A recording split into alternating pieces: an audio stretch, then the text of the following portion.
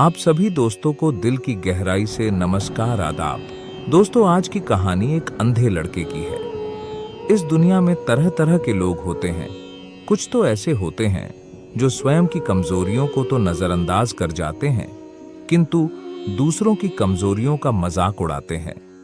सच्चाई को जाने बिना वे दूसरों की कमजोरियों पर हंसते हैं और अपने तीखे शब्दों से उनके दिल को ठेस पहुंचाते हैं।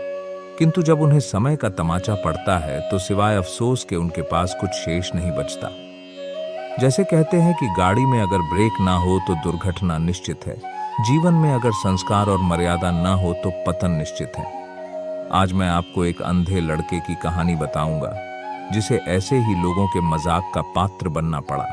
एक गांव में एक अंधा लड़का रहता था।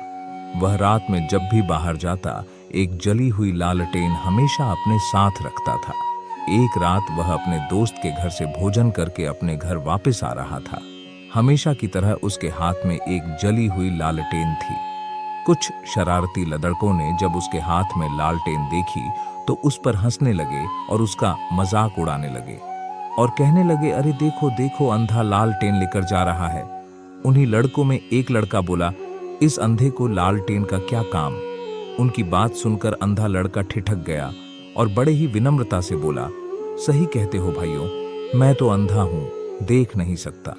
मेरी दुनिया में तो सदा से अंधेरा रहा है। मुझे लालटेन का क्या काम, मेरी आदत तो अंधेरे में ही जीने की है।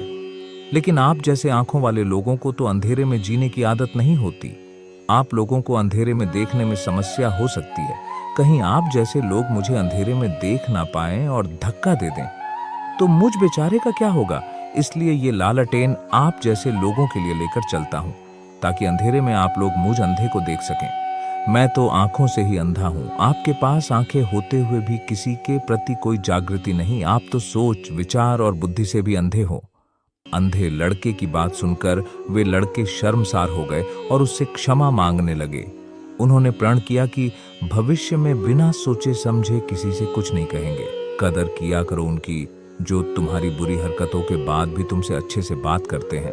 दोस्तों, इस कहानी का मुख्य उद्देश्य यही है कि कभी किसी को नीचा दिखाने की कोशिश नहीं करनी चाहिए और कुछ भी कहने के पूर्व अच्छी तरह सोच विचार कर लेना चाहिए। क्या पता कल आपके साथ भी कुछ ऐसा ही हो। हमें हमेशा भगवान से डर कर रहना चाहिए। दोस्तों, मिलते हैं अगली वीडियो में। तब तक आप अपना और अपने माता पिता का ख्याल रखिए।